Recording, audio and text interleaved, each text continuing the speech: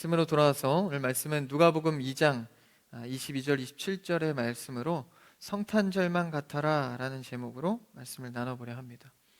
오늘 말씀 제목이 참 구어체죠. 성탄절만 같아라 선포하는 제목인데, 원래 이게 한가위만 같아라 이렇게 많이 표현하죠. 그래서 풍성한 한가위, 추수의 기쁨, 이 한가위에는 풍성함이 있잖아요. 음식도 나오고. 그걸 제가 좀 패러디해 봤습니다. 성탄절만 같아라. 그래서 한가위를 기다리고 기대하는 마음처럼 성탄절을 늘 기대하고 감사했으면 좋겠습니다. 그래서 성탄의 은혜 때문에 날마다 풍성한 은혜가 있기를 바랍니다. 그래서 오늘 말씀은 이제 예수 그리스도에 대한 시리즈 설교로 비공식적으로는 네 번째고 공식적으로는 세 번째 시간인데요. 이제 우리가 배운 예수 그리스도, 기묘자, 묘사라, 위대하시고 신비하신 분, 그리고 이 땅 가운데 오셔서 우리와 함께 사시며 율법을 이루신 분, 이 우리를 향하신 사랑과 또 능력의 예수 그리스도를 통해서 오늘 말씀에서는 이제 우리가 어떻게 만족하며 살아갈 수 있을까에 대한 부분을 다루고 있습니다. 이번 주가 성탄절인 만큼 예수 그리스도가 태어나신 그 장면에 대해서 오늘 다루고 있는데요. 특별하게 마구간의 얘기라든지 아니면 요셉과 마리아의 얘기라든지 그 장면이 아니라 우리가 시선을 조금 돌려서 예수 그리스도가 태어났을 때에 어떤 모습의 사건이 있었는지를 우리가 보기를 원합니다. 이 예수님의 탄생에 대해서 좀 모르는 장면일 수도 있을 것 같아요. 당시에 좀 상황을 보면 요셉과 마리아가 호적을 등록하기 위해서 이제 임신한 상태로 이제 베들레헴으로 이동을 하게 됩니다. 그 장면 속에서 나오는 하나의 모습인데요. 오늘 2장 끝에 중반부를 읽었지만 첫 절을 한번 읽어볼까요? 예수의 나심이 누가복음 2장입니다. 그 2장의 첫 절을 1절을 한번 성경책에 있으신 분들 같이 읽어주시면 좋겠습니다. 1절이요. 시작.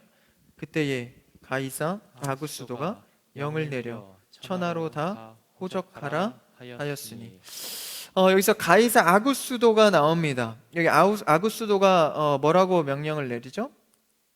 천하로 다 호적하라. 그러니까 이제 호적 등록을 하라는 거죠. 오늘날로 말할 것 같으면 이 주민등록을 등록을 하는 거죠. 그래서 나라의 한 시민으로서 보통 이제 태어나자마자 하고, 옛날에는 막 몇 년 뒤에도 했다 그래요. 그렇죠? 예전 세대 때는 그러한 호적을 등록하라고 이 가이사 아구스도가 이 명령을 내린 겁니다. 그래서 가이사는 시저, 그러니까 이 황제의 칭호를 갖고 전에 이제 황제의 양아들로서 이 아구스도가 세워지게 됩니다. 이 로마 황제죠. 이 당시에는 로마가 세계 최강이었기 때문에 로마 황제라고 하면 지금 정도의 왕권 시대나 아니면은 대통령 이 정도 수준이 아닙니다. 당시의 황제라고 하면 그냥 말 한마디가 던져지면 모든 인류와 세계가 법이 그냥 한마디로 다 바뀌어지는 거예요. 지금은 법 바뀌려면 이렇게 좀 복잡하지 않습니까? 국회의원들이 막 토의하고 싸우고 그러지 않습니까? 이때는 그런 거 없습니다. 그냥 한마디가 떨어지면 그게 법이라는 거예요. 우리나라 왕조 시대 때도 왕이 한마디 한다고 법이 그렇게 바뀌나요? 그렇지 않죠. 대신들의 어떤 그런 여러 가지 말들이 있지 않습니까? 근데 이 당시에는 권력의 완벽한 집중식이었기 때문에 예전에 그래서 로마라고 하면 로마에 가면 로마법을 따라야 한다. 이 말이 그냥 질서말 같지만 굉장히 무시무시한 말입니다. 그 정도로 이 로마 황제의 권력은 굉장히 집중돼 있었다라는 거예요. 그래서 로마 황제가 마치 보좌처럼, 그래서 보좌를 표현할 때, 예수님의 보좌를 표현할 때 그 보좌의 뜻이 사실은 황제, 로마 황제의 단어를 빌렸습니다. 그 정도로 이 보좌의 의미가 컸다라는 거예요. 로마 황제의 자리가 말이죠. 그래서 그 자리는 심판할 수도 있고 통치할 수도 있고 심지어 모든 사람들의 영광을 받는 자리였다는 것입니다. 그래서 이제 절대 권력이죠. 심지어는 그 법률이 어떤 말까지 놔둘었냐면 로마 황제는 모든 법으로부터 자유하다라고까지 말할 정도였어요. 그러니까 왕이라도 법을 지켜야 될 거 아니에요? 근데 황제는 예외라는 거예요. 그러니까 멋있게 표현해서 그렇고요. 좀 쉽게 말하자면 지 맘대로다. 이렇게 말할 수 있겠습니다. 그러니까 자기 맘대로 뭘 해도 다 가능하다라는 거예요. 그래서 이 정도의 수준이었기 때문에 당시의 로마 시민 그리고 로마의 속국이었던 모든 시민들은 이 로마 황제에 대해서 신이라는 인식을 갖고 있었던 때입니다. 그러니까 로마 황제가 말을 하면 신의 계시로 여겼던 거예요. 어마어마하죠. 그렇게 지목된 위탁적인 신의 위탁으로 지목된 존재라고 생각했던 것이 바로 황제입니다. 그래서 그의 칭호도 신의 아들이다 라고 표현할 정도로 그의 권력은 막강했던 것이죠. 그래서 1절에 나오는 그 아구스도가 바로 당시의 로마 황제입니다. 이자가 이제 호적하라라는 명령을 모든 나라에게 내린 겁니다. 그러니까 뭐 임신한 자나 이제 아기를 태어날 자나 모두 예외 없이 호적을 해야 됐던 거죠. 근데 이 호적을 할 때 아비의 어떤 그 고향에 따라서 이 장소를 이동해서 그 고향에 가서 호적을 등록해야 됐기 때문에 요셉과 마리아가 이제 그 길을 떠난 것입니다. 그래서 이런 명령이 떨어졌을 때 그 호적을 통해서 그러면 이 로마 황제와 로마가 얻게 되는 것은 무엇일까? 갑자기 왜 모든 시민들의 호적을 명했을까? 2절을 한번 보면요. 한번 2절을 읽어볼까요? 앞에는 없는데 한번 성경책으로 한번 보시면 2장 2절입니다. 시작. 이 호적은 구레뇨가 수리아 총독이 되었을 때에 처음 한 것이라. 그러니까 총독이요. 많은 나라들이 있지만 황제가 다 다스릴 수 없기 때문에 속국이나 뭐 이렇게 전쟁에서 포로된 자들 뭐 여러 나라가 있을 거 아닙니까? 거기에 총독을 세우고 또 분봉왕을 세워서 그 나라를 다스리게 했습니다. 근데 여기서 2절에 나오는 이 구레뇨는 수리아 총독이기도 하지만 유대인들을 그 이스라엘을 다스리는 그 총독이기도 합니다. 같이 다스리는 거죠. 그래서 그런 모든 나라의 이 분봉 왕이나 총독을 통해서 이 세금, 이 호적을 통해서 세금을 걷고 또 등록을 시킵니다. 여기서는 두 가지 이유가 있습니다. 로마는 철저하게 그 평화와 평안을 힘으로 다스렸습니다. 그러니까 우리가 평화를 생각하면 우리가 크리스찬으로서 예수님의 평화 뭐 이런 걸 생각할 수 있겠지만 당시의 로마의 평화는 권력의 상징이었습니다. 힘으로 제압해서 이룬 평화다라는 것이죠. 그렇기 때문에 이 평화를 유지하기 위해서는 힘이 있었어야 했습니다. 그래서 호적을 등록시킨 이유, 많은 사람들을 인원 파악을 한 이유는 첫 번째로 세금을 재정을 잡기 위해서입니다. 그러니까 예산을 잡기 위해서 어느 정도의 시민이 있고 어느 정도의 이 세금을 낼 수 있는지를 파악을 해야 됐기 때문에 이 힘의 권력에 의해서 이 호적을 등록시킨 것이죠. 두 번째는 건축과 전쟁에 있습니다. 이 당시의 힘의 상징은 바로 건축이었습니다. 얼마나 신전이 큰가, 얼마나 성전이 화려한가. 성전을 지으려면 당연히 사람이 있어야겠죠. 그래서 사람을 얼마나 끌어모아서 일꾼으로 쓸 수 있는가 파악하기 위함입니다. 그리고 이제 전쟁이 있죠. 얼마나 군사를 모을 수 있을까? 그래서 이것은 철저하게 자신의 로마의 권력 유지를 위해서 황제가 내린 명령입니다. 호적하라. 근데 세상의 어떤 힘의 권력에 의해서 작용된 큰 일 같지만 실제적으로 하나님의 입장에서는 무슨 일입니까? 예수 그리스도가 하나님의 말씀대로 순서대로 진행되기 위한 하나의 사건이다라는 것이죠. 그래서 이것을 이행하라. 이 구레뇨에게도 그 명령이 떨어졌죠. 이 황제의 명령이기 때문에 수리아 총독은 당연히 그 말을 따라야겠죠. 당시 이 구레뇨는 굉장히 이 행정에 대해서 대가였습니다. 탁월했고 실무자였죠. 그래서 집행자의 역할로서 이 호적하라는 이 황제의 명을 따르게 됩니다. 그래서 이 상황에서 이제 요셉과 마리아가 그 호적을 위해서 베들레헴에 올라온 상황입니다. 그래서 이제 모세의 법대로 따라서 아기 예수가 나셨을 때 그것을 예배를 드리는 거죠. 그 모습이 오늘 나오는데요. 한번 22절을 한번 읽어볼까요? 오늘 첫 절이죠. 22절입니다. 시작. 모세의 법대로 정결 예식의 날이 참에 아기를 데리고 예루살렘에 올라가니. 이제 당시 이제 요셉과 마리아가 그 아기를 낳고 그 어린 예수를 모세의 법대로 정결 예식에 따라서 예루살렘에 올라가게 됩니다. 여기서 이제 모세의 법대로 했다는 것은 율법을 말하죠. 하나님께서 제정하신 언약입니다. 예수님은 사실 뭐 자유해야 될 거 아니에요. 뭐 그 율법이 뭐가 필요 있습니까? 그냥 오셔서 일을 행하시면 되죠. 근데 그렇지 않다는 거예요. 율법 아래에 예수님이 나신 겁니다. 그러니까 우리가 저번 주에 배웠죠. 율법을 폐하러 온 게 아니라 완성하시러 오신 분이다라는 거예요. 그러니까 태어날 때부터 율법의 균례에 따라 이 정결 예식을 예수님도 드려야 했던 겁니다. 아기 예수를 하나님께 드리는 그 예식을 해야 한다라는 것입니다. 그래야 예수님이 율법 아래에 있다는 것이 명확한 것이죠. 심지어 예수님은 사역 시작할 때 세례도 받으셨습니다. 예수님이 뭐 세례 받으실 필요가 뭐가 있어요? 근데 율법 아래에 사셨다는 겁니다. 이게 굉장히 중요한 말씀입니다. 율법 아래 사신 예수님이어야 우리의 언약 관계를 해결하실 수 있습니다. 이건 언제 깨진 율법이었죠? 저번 주에 우리 나눴죠? 바로 아담 때 깨진 언약입니다. 그것을 율법을 통해서 이제 그 언약 관계가 이어져야 되는데 하나님의 말씀이 율법 말이죠. 그것을 예수님께서 그 율법대로 사심으로 이루셨다는 거예요. 그러니까 이런 정결 예식도 예수님이 행하시는 겁니다. 그래서 이제 이 고향 땅에 온 요셉과 마리아가 베들레헴 한 아기, 사실 이것은 600년도 훨씬 넘은 전의 예언의 아기였죠. 그 몇백 년 전에 예언된 아기가 이렇게 선지자 뭐 미가나 엘리야나 이사야 예언을 통해 오지 않았습니까? 그 가운데에 이제 오신 예수를 그 예언된 예수라고 인정하면서 예식으로 드리고 있는 장면입니다.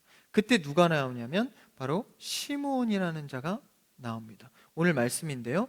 24절과 25절, 24절 먼저 읽어볼까요? 24절입니다. 시작. 또 주의 율법에 말씀하신 대로 산 비둘기 한 쌍이나 혹은 어린 집 비둘기 둘로 제사하려 함이더라. 율법대로를 강조하고 있죠. 예수님이 율법대로 행하셔서 이루셔야 되기 때문에, 그래서 산비둘기나 집비둘기로 이제 제사를 하려 했던 거예요. 그러니까 돈이 많이 없던 거죠. 당시에 이 제사를 드리기 위해서는 여러 가지 그 제물이 있었습니다. 뭐 비둘기도 있고 양도 있고 소도 있고. 근데 이제 형편에 따라서 뭐 돈이 좀 있는 집은 소를 드리기도 하고 좀 없는 집은 양, 더 없는 집은 이 비둘기로 드렸던 겁니다. 그러니까 당시에 좀 이렇게 돈이 많이 없던 거죠.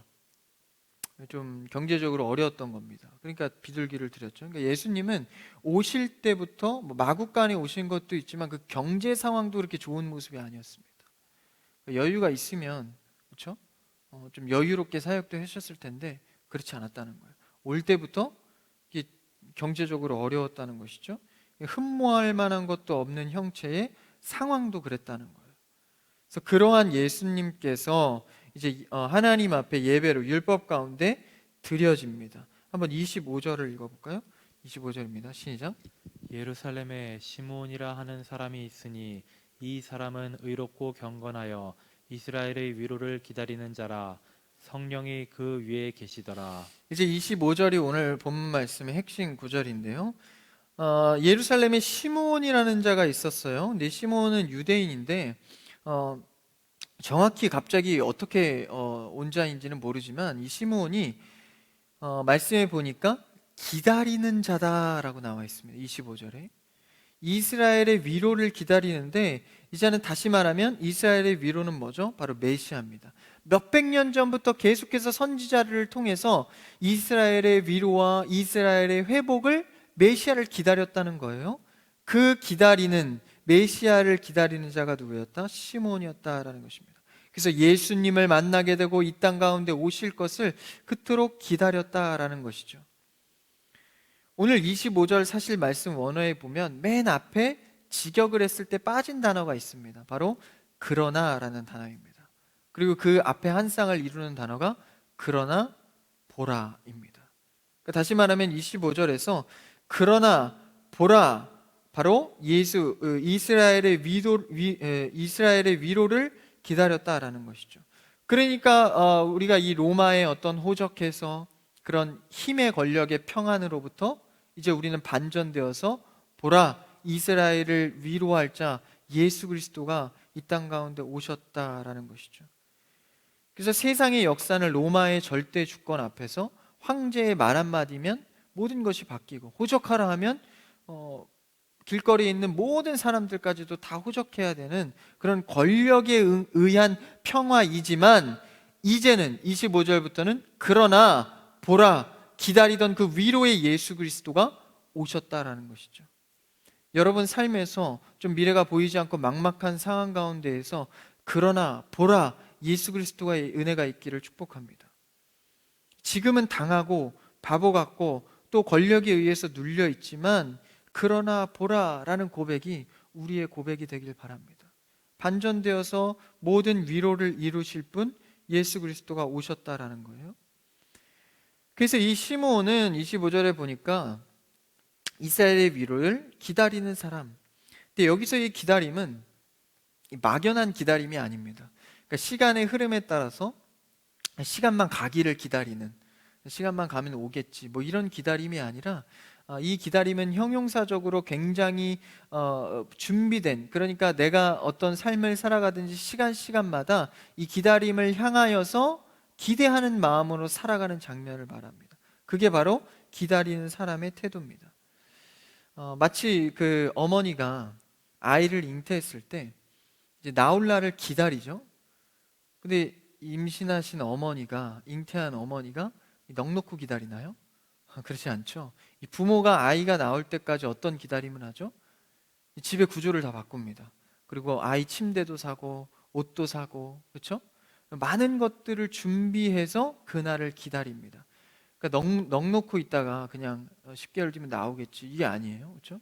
그 날을 바라보면서 내가 오늘 준비하고 고대해야 할 일이 무엇인지를 명확하게 봤다라는 것이, 그게 바로 시므온의 자세입니다. 이 시므온은 메시아를 기다리면서, 예수 그리스도를 기다리면서 그냥 넋놓고 기다린 것이 아니라 준비하며 고대하며 기다렸다는 거예요. 그걸 어떻게 알 수 있죠? 25절에 보니까 그 서두에 이렇게 나와 있습니다. 시므온이라 하는 사람이 있으니 이 사람은 의롭고 경건하여. 그러니까 갑자기 나온 이 시므온이라는 유대인은 우리의 모든, 오늘날로 말하면 이 교회의 모든 성도들을 말합니다. 예수 그리스도를 기다릴 때 어떻게 기다려요? 우리를 위로하실 분으로 기다리는데, 25절에 보니까 의롭고 경건하여 라고 나옵니다. 그러니까 예수 그리스도를 고대하고 기대하는 사람들은 의롭고 경건함으로 기다린다라는 것이죠. 사실 그때나 지금이나 똑같습니다. 당시에는 오실 예수 그리스도를 기다렸고, 우리는 다시 오실 예수 그리스도를 기다립니다. 이 성도의 입장은 똑같죠? 근데 그의 모습은 의롭고 경건한 모습이었다라는 거예요. 먼저 의롭다라는 것을 먼저 보면, 이 의롭다는 것은 단순히 명사적으로 신분의 얘기만을 하는 것은 아닙니다. 의로운 사람이 됐어, 이런 신분적 얘기가 아니라, 여기서 의롭다는 것은 형용사적으로 사람의 삶을 말합니다. 좀 더 구체적으로 삶의 태도를 말합니다. 그러니까 의롭다는 것은 내 삶의 태도를 보고 의롭다, 의롭게 기다렸다라는 것이죠. 그러니까 역사를 뚫고 오실 예수 그리스도에 대해서 내 삶으로 기다렸다라는 것입니다. 그러니까 아까 어머니의 예를 든 것처럼 말이죠. 예수님 오시겠지, 내가 죽으면 천국 가겠지, 가만히 있는 게 아니라, 나는 그럼 그걸 기대하는 자로서 오늘 내 삶을 어떻게 살아가야 하는가, 천국을 소유한 자로서 다시 오실 예수 그리스도를 기대하는 자처럼 정말 내가 오늘을 살아가고 있나? 그래서 성경은 뭐라고 말하죠? 항상 기뻐하라, 쉬지 말고 기도하라, 범사에 감사하라. 어려운데 어떻게 항상 기뻐해요? 예수 그리스도, 다시 오실 예수 그리스도를 바라는 자는 그 기대감, 뭔지 모르는 그 들뜸이 항상 있다는 거예요. 여러분, 성탄절이 오면 들뜨지 않습니까? 캐롤 때문에 들뜨나요? 나에게 주는 크리스마스 선물, 뭐 이런 것 때문에 들뜨나요? 장바구니 오늘 결제하리라 뭐 이렇게 들뜨나요? 뭐 그럴 수도 있어요. 근데 우리의 들뜸은 세상의 성탄을 즐기는 그런 들뜸이 아닙니다. 예수 그리스도가 다시 올 것이라는 것이 날마다 상기되는 거예요. 그래서 오늘 말씀 제목이 뭡니까? 매일 성탄절만 같아라. 이 세상의 들뜸이 아니라 정말 내가 예수 그리스도의 자녀로서 다시 오실 그 아버지 주님을 기다리는 그 준비 태도를 말하는 겁니다. 이 기대에 부풀어 있는 자는 오늘 말씀에 의롭다, 의롭다라는 것이죠. 선행을 해서 의롭게 되거나 내 성품이 좀 착하게 돼서 의로운 게 아니라 내가 예수 그리스도를 고대하는 삶을 오늘 실현할 때 그 자는 의롭다라는 것입니다. 여러분, 오실 예수 그리스도에 대해서 기대로 준비하는 여러분 되기를 축복합니다. 설렘이 있는 것이죠. 그래서 이 교회 안에서 성도들이나 형제 자매들끼리 나누는 게 주 안에서 나누기 때문에 설렘이 있는 겁니다. 예수 그리스도 안에서 너를 이해하고 너를 사랑하고 밖에서는 받아주지 않고 나를 외면하고 멸시하지만 여기서는 다 받아줘. 제가 가끔가다 예전엔 자주 했지만 가끔 아재 개그 같은 걸 좀 하는데 다 받아줘요. 다 받아줘. 물론 이제 표정으로 안 받아주실 때도 있지만 좋습니다. 어떤 얘기를 해도 다 이해하고 그러냐 다 들어주기를 원하고 이게 얼마나 좋습니까? 그게 바로 예수 그리스도를 인식해서 오늘 하루를 감당해가는 자들의 마음입니다. 그래서 성탄절을 생각할 때 우리가 얼마나 예수 그리스도 안에서 사는가, 이 시므온이 그런 경건을 이뤄갔다는 의를 이뤄갔다는 거예요.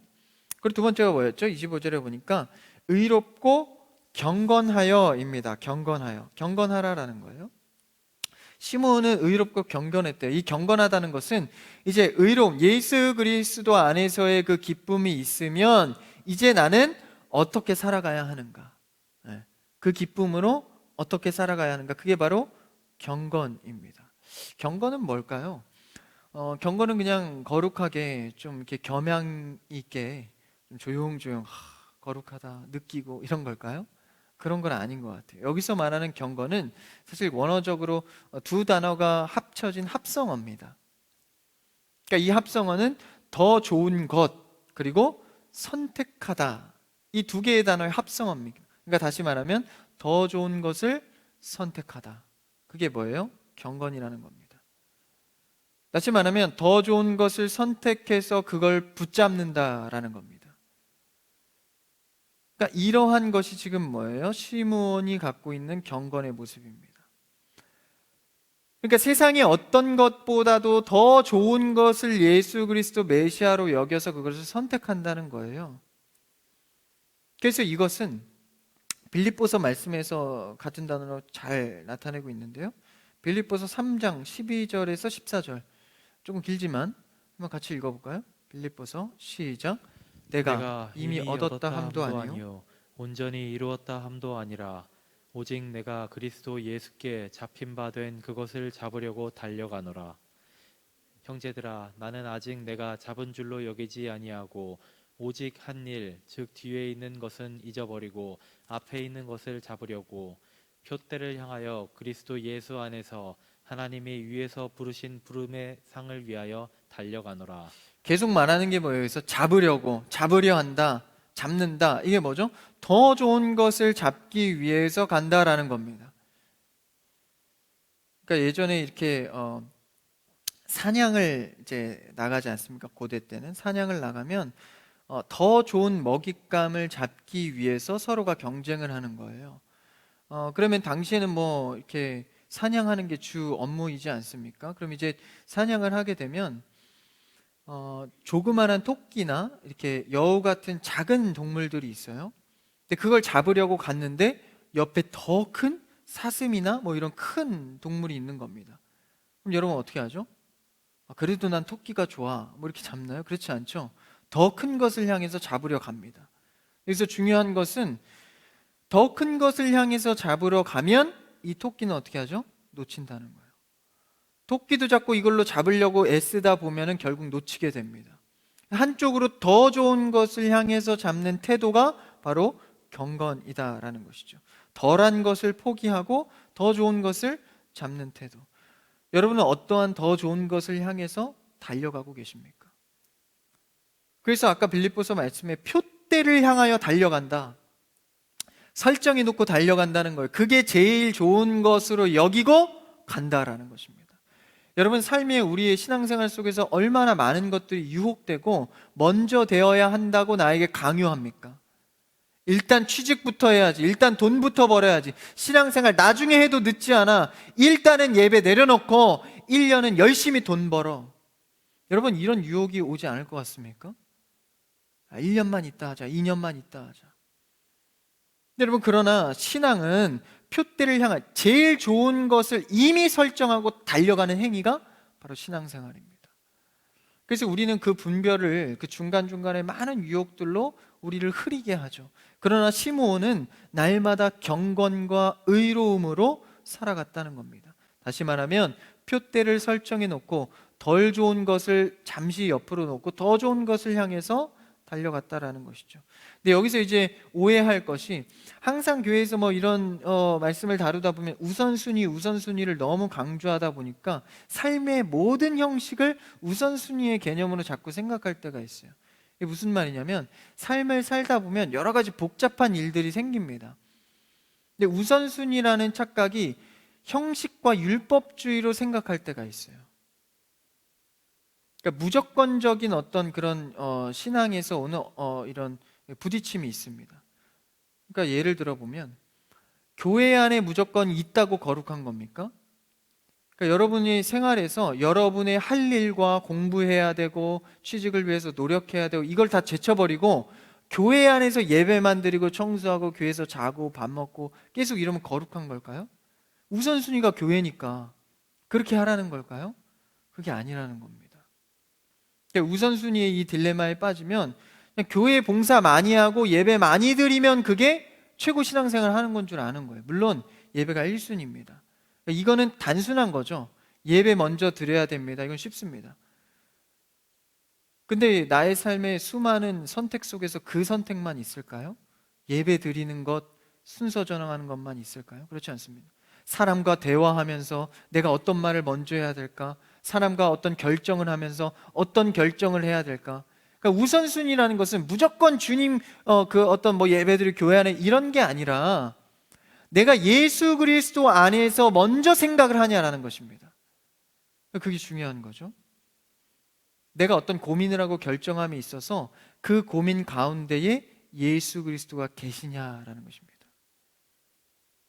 그래서 우리는 순위에 대한 생각보다 예수로 인한 삶의 생각이 있는가를 먼저 생각해야 됩니다. 그게 바로 예수 그리스도를 표대로 삼아 달려가는 행위입니다. 그래서 시몬은 그런 경건이 있었다는 거예요. 그래서 더 좋은 것이 무엇인가?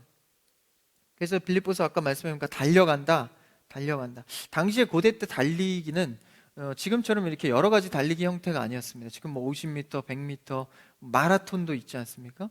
당시의 경주는 단거리 경주밖에 없었습니다. 그러니까 단거리 경주에 따온 단어에 달려간다는 의미입니다. 그러니까 표대를 향하여서 달려갈 때는 이 전력 질주 단거리 경주로 달려가야 한다라는 거예요. 그러니까 단거리 달리기 하는 선수는 달리기의 어떤 스킬이 다르죠. 그래서 이 마라톤 하는 사람들은 저처럼 이렇게 배싹 말랐습니다. 그래야 이렇게 잘 달리니까. 근데 전력 질주하는 그 단거리 선수들은 이 근육이 좀 많죠. 그래서 힘을 폭발적으로 내야 되니까 그 단거리의 달리기가 바로 이 빌립보서의 말씀에 달려가다입니다. 뛰는 방식이 다른 거예요. 그러니까 폭발적인 힘으로 전력 질주하는 것이 그리스도인에게 요구되는 삶입니다. 다시 말하면 신앙생활은 만만치 않다는 거예요. 그러니까 설렁설렁 주일에 그냥 한번 쭉 나와서 좋은 말씀 좋아요, 전사님 좋았어요 이러고 가는 게 아니라는 거예요. 삶에서 전력 질주로 신앙을 달려내지 않으면 결국 지쳐 흐려져서 표대가 어딘지를 헷갈린다는 겁니다. 여러분이 잘 아시잖아요. 저번 주 말씀 제목 기억나십니까? 기억 안 나시죠? 정상입니다. 한 주 들은 말씀으로 1년을 자꾸 살려니까 성탄절 한 번, 부활절 한 번, 이러니까 안 되는 겁니다. 표대가 잘 안 보이는 거예요. 신앙은 단거리 경주입니다. 전력 질주해서 달려가지 않으면 내 표대가 흐려지는 것이죠. 요구되는 삶이 이루어지지 않습니다. 매일의 삶 속에서 성탄의 기대와 은혜가 있기를 축복합니다. 그래서 성도의 기다림은 그날만을 기다리면서 그냥 넋놓고 있는 것이 아니라 시므온처럼 경건과 의를 이뤄가는 기다림입니다. 그래서 오늘도 계속되는 경건이 있는 거예요. 한 번으로 끝나는 게 아닙니다. 무엇을 선택하고 버려야 할지 전력으로 집중해서 선택하는 겁니다.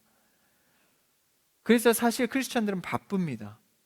왜요? 세상에서도 여러 가지 선택 속에서 그리스도를 위해 살아야 하고, 또 예배 때 예배 지켜야 하고, 또 여러 가지 이 선택 속에서 기도해야 되고, 사실 시간이 없어요, 크리스찬들은. 그렇죠? 뭐 사역자나 직분자, 목자들은 말할 나위 없죠. 돌아봐야 되고, 생각해야 되고, 말씀 봐야 되고, 기도해야 되고, 그러면서도 내 삶을 살아가야 된다는 겁니다. 그런데 이렇게 말로만 들으면 신앙생활 너무 힘들겠다. 지친다. 좀 쉬고 싶다. 근데 그건 왜 그런 마음이나 생각이 들죠? 실제 그 일을 내가 하고 있기 때문입니다. 그리스도가 내 안에 들어와서 성탄의 은혜가 내 안에 자리 잡고 있으면 그리스도와 누가 합니까? 성령이 하십니다. 그것을 강조해 주기 위해서 오늘 25, 26, 27절에서는 계속해서 성령을 강조합니다. 25절 끝에 보니까요, 그 자는 성령이 그 위에 계시더라. 할렐루야. 내가 막 세상을 막 여러 가지 선택하고 힘들게 하는 거 아니에요. 성령이 나를 이끄사 기쁨과 은혜 충만한 가운데 그가 해주신다라는 겁니다. 그러면서 26절에는 성령의 지시를 받았더니, 할렐루야. 27절에서는 성령의 감동으로. 너무 좋지 않습니까? 성령이 내 안에 계시고, 26절에는 성령이 지시해 주시고, 27절에는 성령의 감동으로. 그러니까 말씀을 듣다가 내 안에 오는 감동들, 그리고 이렇게 하라 지시하는 것들, 그리고 할 때에 나와 함께 하시는 분 다 누구예요? 성령 하나님이 하신다. 그러니까 이런 우리가 감각을 갖고 살아가면 어떻죠? 어렵지 않습니다. 오히려 기대가 되죠. 야, 오늘도 내 하루에 성령께서 어떤 감동을 주실까? 어떤 지시를 주실까? 어떤 능력을 주실까? 여러분, 성령에 거하는 여러분들에게 축복합니다. 그게 뭐로부터 이루어져요? 예수 그리스도의 성탄을 기대하는 자. 할렐루야. 예수 그리스도의 성탄을 기대하는 자. 날 위해 오신 예수님, 다시 오실 예수님을 생각할 때 성령께서 나와 함께 하신다라는 것이죠. 여러분이 영생의 사람이십니까? 천국을 소유한 자들이십니까? 그렇다면 예수 그리스도를 성령 안에서 날마다 기대하시기를 바랍니다. 그래서 매일의 삶에서 요구되는 것 속에서 우리는 이제 다시 오실 예수 그리스도를 기다리는 성탄의 삶이 되는 것입니다. 그래서 우리는 이렇게 성령을 강조하면서, 그렇죠? 성령의 감동대로, 그렇죠? 그러면서 어떻게 됩니까? 시므온이 어떻게, 27절 마지막 절을 한번 읽어볼까요? 27절입니다. 시작.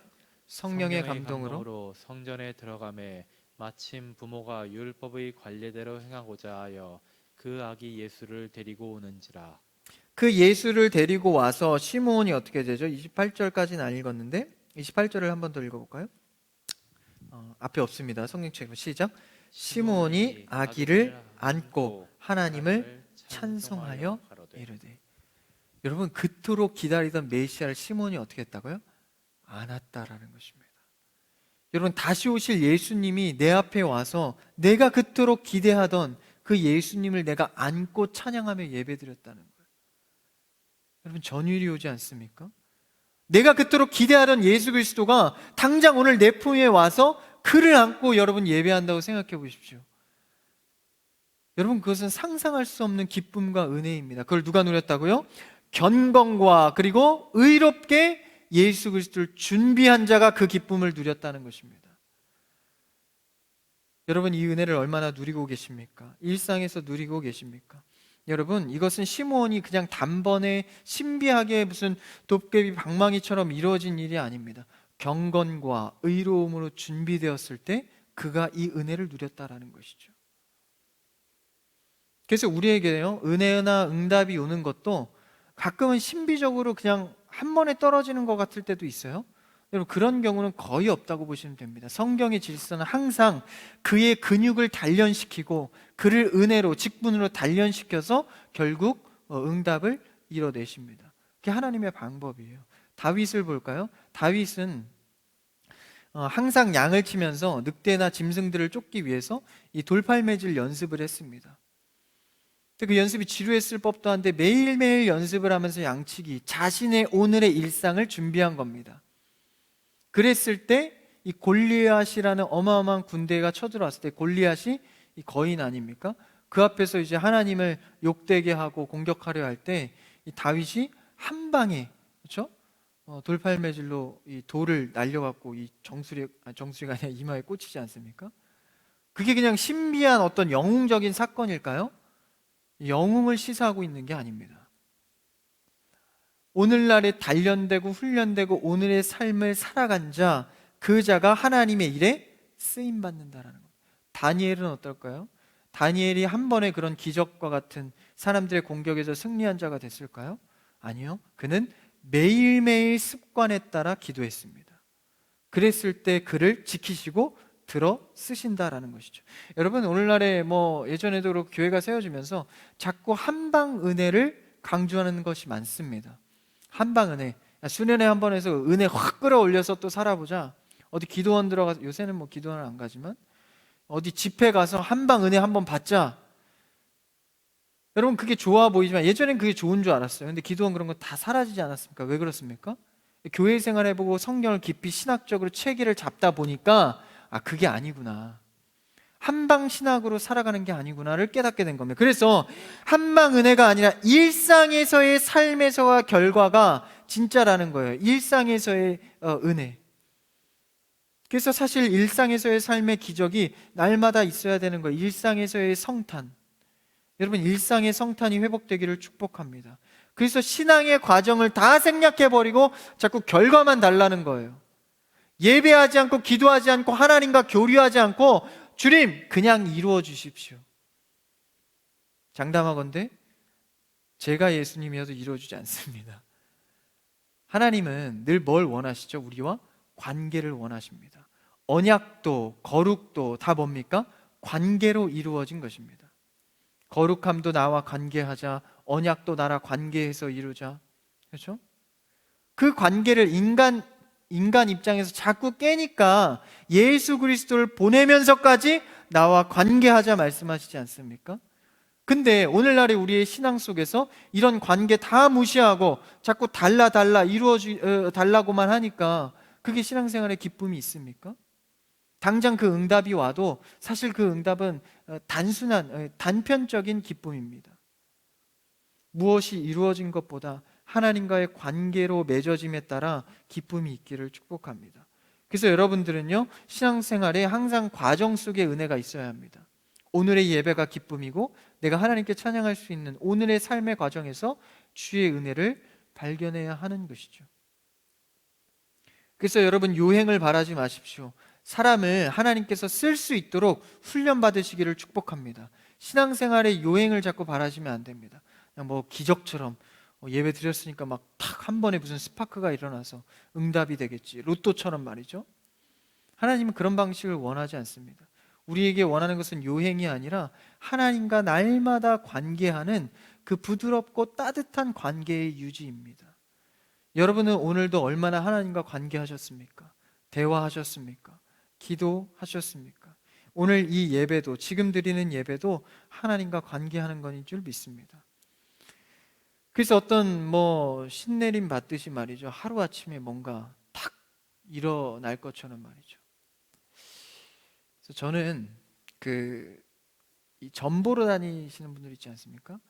예전 얘기인 줄 알았는데 요새 많이 보더라고요. 청년들도 점을 많이 보더라고요. 심지어는 교회 다니는 사람도 점 보러 가더라고요. 할렐루야 아멘 하고 이제 점 보러 가가지고 제 미래가 어떻게 될까요? 점 보는 사람이 생각보다 많더라고요. 그걸 보면서 이 요행이나 이런 내 앞의 미래에 대해서 한 방에 좀 얻으려는 그런 사람들의 마음이 있다는 거예요. 그게 기독교와 믹스되면 기독교를 통해서 그걸 얻으려는 겁니다. 그럼 말만 기독교지 사실 점 보는 거랑 뭐가 다릅니까? 하나님은 그런 방법을 취하시지 않는다라는 것이죠. 사람을 과정 속에 두셔서 그 형제 자매 그 영혼을 훈련시켜서 너와 나의 관계하는 속에서 하나님이 쓸 수 있도록 만드시는 겁니다. 그게 아름다운 거죠. 여러분, 하나님께서 쓰시는 자들입니다. 지금 훈련의 과정입니다. 사실 청년 때 가장 훈련받기 좋은 때이죠. 신앙의 훈련을 많이 받으시기를 축복합니다. 일생을 놓고 봐도 그렇지 않습니까? 지금 여러분이 막 돈을 막 쓰는 시기는 아니죠. 그렇죠? 실력을 갈고 닦아서 내 잡을 갖고 살아가는, 열심히 실력을 닦는 시기입니다. 지금 막 펑펑 쓰고 막 이렇게 누리고, 물론 그런 사람도 있겠지만 시기적으로 그런 시기가 아니라는 것이죠. 하나님께서는 우리의 일상의 삶에서 날마다 훈련받기를 원하십니다. 그래서 우리의 신앙생활은, 기독교적 진짜 신학적이고 교리적인 신앙생활은 바로 일상의 이성적인, 그러니까 상식을 잃지 않는 신앙입니다. 여러분, 상식과 신비의 밸런스가, 균형이 잘 맞는 여러분 되길 바랍니다. 이게 깨질 때가 있어요. 신비주의에 빠지죠. 이성적으로만 너무 빠지면 합리주의, 율법주의에 빠집니다. 이 균형과 하나님의 질서를 잘 봐야 하는 것이죠. 그래서 종교하면 벌써 신비적인 것부터 생각해요. 그렇죠? 빌어서 받는 기복신앙, 복을 빌어서 받는 거죠. 어떤 그거부터 머릿속에 떠올립니다. 이게 유교적인 색채 때문에 그걸 빨리 지워내고 새롭게 기독교적으로 시작해야 됩니다.